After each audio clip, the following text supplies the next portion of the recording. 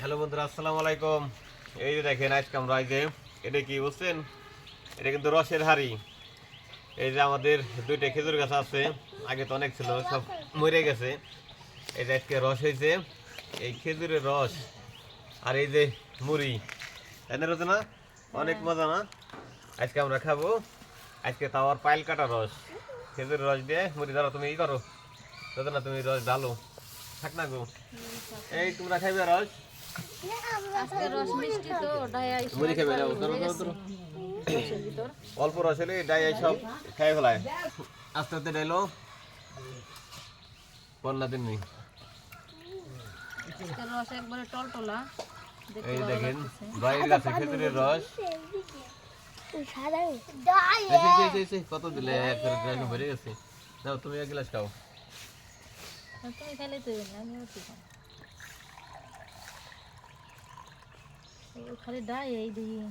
আমরা খাম কেউ ডাই এই খাইবে রাখছে। এই যে দেখেন এখন হলো, আর এই যে মুড়ি মুড়ি নাও, এই যে এইভাবে মুড়ি রসের ভিতরে দিয়ে,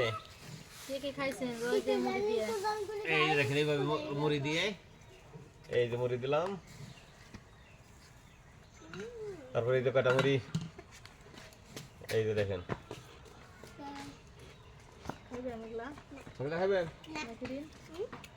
এই যে খেজুরের রস,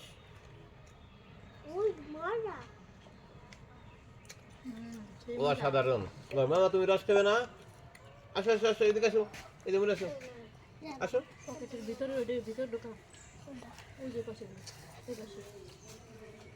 এই যে দেখেন মুড়ি দিয়ে রস এভাবে বেরিয়ে থাকে।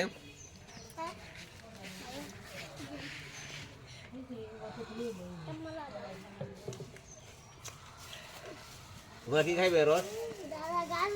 কেমন লাগতেছে তোমার? এই দেখেন রস কিন্তু এমনি পাওয়া যায় না, যারা গাছ কাটে তারা কিন্তু রস বিক্রি করে না। আমাদের আবার দুইটা গাছ আছে তো, এই জন্য টাটকা টাটকা গাছের রস খেতে পারতেছি।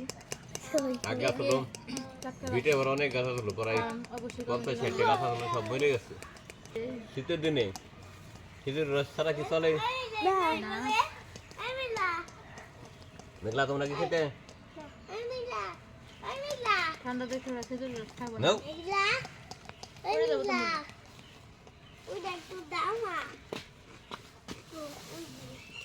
আমাদের মানিকগঞ্জ জেলায় এতে অনেক খেজুর গাছ আছে,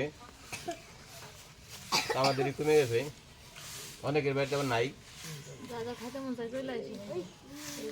রস খাইতে চাইলে এই যে চলে আসবেন।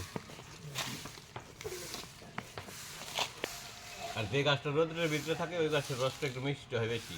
এরকম খেজুরের রস আর এই যে মুড়ি কেরা কেরা খাইছেন? তুমি কি খাইছাও? খাইছে, আমরা সবাই খাইছি।